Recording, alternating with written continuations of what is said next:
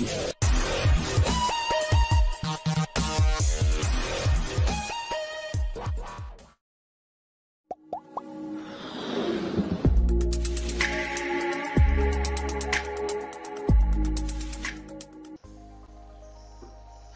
halo, assalamualaikum warahmatullahi wabarakatuh. Kita berjumpa lagi di pertemuan yang selanjutnya, yaitu penjelasan terkait hukum Coulomb. Pada pertemuan sebelumnya, kalian sudah mempelajari apa itu muatan listrik, bagaimana interaksi antar muatan listrik, dan bagaimana percobaan Coulomb dalam membuktikan kaya interaksi antar dua muatan. Hasil yang diperoleh adalah bahwa dalam telaah Coulomb, muatan-muatan titik merupakan benda bermuatan yang sangat kecil dibandingkan dengan R. Apa itu R? R adalah jarak di antara kedua muatan tersebut, di mana gaya listriknya sebanding dengan 1/R².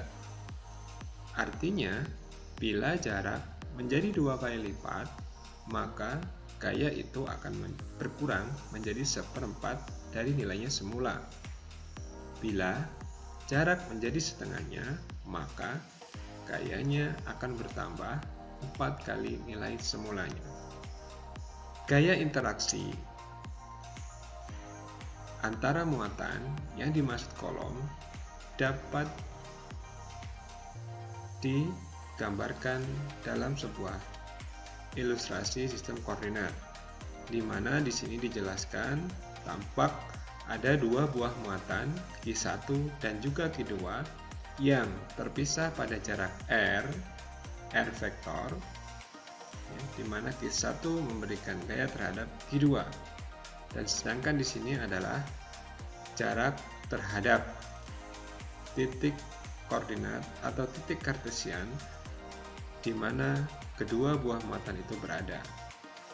Jika kita pandang dari sudut gambar ini, maka dalam gambar ini membentuk sebuah bidang Pythagoras, di mana R12 atau vektor 12 merupakan vektor dari R2 bidang miring dikurangkan dengan vektor R1, sehingga R12 adalah R2, vektor R2 dikurangi dengan vektor R1, dengan vektor R1 atau R topi adalah R vektor dibagi dengan R, sehingga nilainya menjadi R vektor 2 dikurangi R1 vektor dibagi dengan besaran nilainya. Nah, pada pertemuan sebelumnya juga sudah disampaikan bahwa F Coulomb adalah K Q2 dikali Q1 dibagi R2 R². Nah, di sini nilai K adalah 1/4 pi epsilon 0, yang dimana nilainya adalah 9 kali 10 pangkat 9 Nm². Dan ini adalah gaya interaksi antara F1 dengan F2. Ketika nilai K dimasukkan, maka bentuk persamaannya menjadi seperti ini, dengan vektor satuannya adalah R topi. Sehingga dapat dituliskan bahwa nilai F12 sama dengan 1/4 pi epsilon 0 Q2 yang diberikan gaya oleh Q1 per R². Ini adalah jarak yang diilustrasikan dalam bentuk bidang Pythagoras tadi.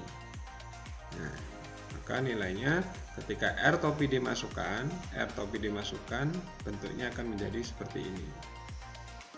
R², nah, nilainya menjadi R² min R1 vektor dibagi dengan R2 min R1 skalar. Nah, sehingga bentuk akhir persamaan dari kedua interaksi muatan ini menjadi F12 sama dengan 1/4 pi epsilon 0 Q2 dikali Q1 R2 min R1 pangkat 3 R2 min R1. Ini jika kita tinjau dari arah dan juga dari nilai dari besaran vektor dan juga dari besaran skalarnya. Namun, jika hanya ditinjau dari besaran nilainya saja, maka interaksi antar dua muatan ini cukup dituliskan menjadi F sama dengan K Q1 Q2 per R².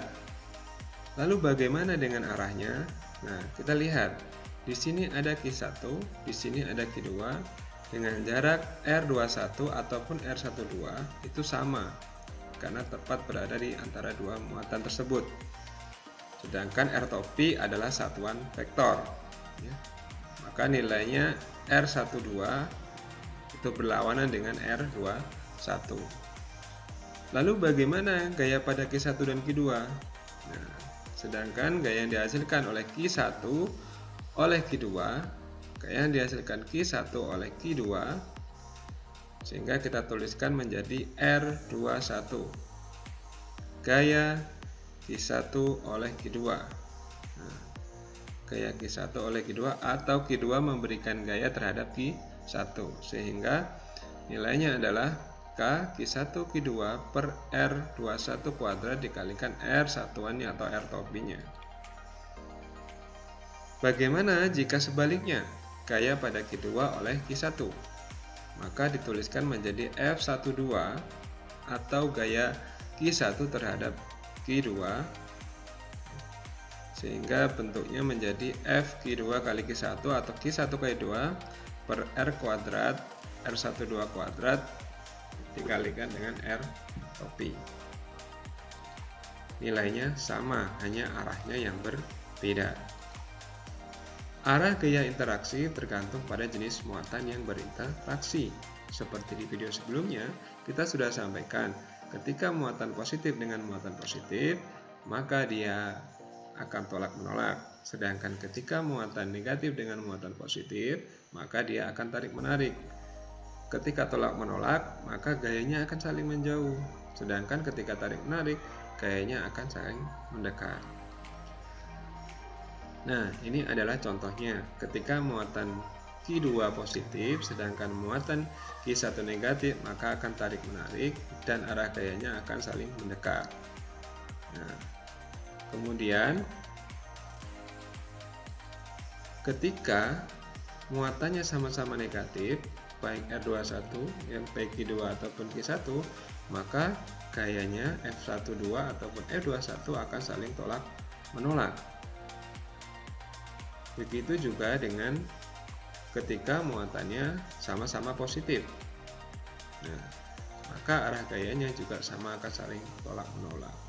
Lalu bagaimana jika interaksi muatannya tidak hanya dua muatan saja, melainkan lebih dari dua muatan atau bahkan 4 muatan atau 3 muatan, 5 muatan, 6 muatan, 7 muatan. Karena muatan di alam itu kan jumlahnya sangat banyak sekali. Nah, maka kita menggunakan prinsip superposisi, di mana gaya pada salah satu muatan merupakan jumlah vektor gaya yang terjadi karena pengaruh masing-masing muatan yang lain. Nah, ini adalah nilai gaya Q3 yang bermuatan negatif terhadap Q1 yang bermuatan negatif, sehingga dia akan tolak-menolak, arah gayanya akan berarah ke sini.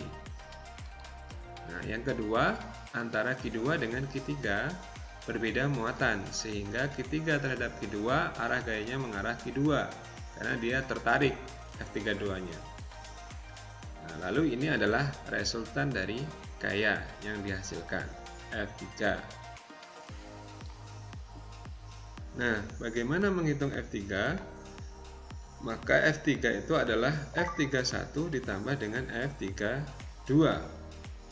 Dengan menggunakan aturan superposisi, maka kita akan peroleh F31 kuadrat ditambah F32 kuadrat ditambah 2F31 ditambah F32 dikalikan cos alfa. Selanjutnya F31 sama dengan K dikali Q3 kali Q1 per R kuadrat. F32 sama dengan K dikali Q3 dikali Q2 per R kuadrat. Nah, itulah untuk menghitung banyaknya n muatan, sehingga dirumuskan menjadi FK sama dengan sigma n, I sama dengan 1 untuk jumlah gaya yang bekerja pada muatan tersebut.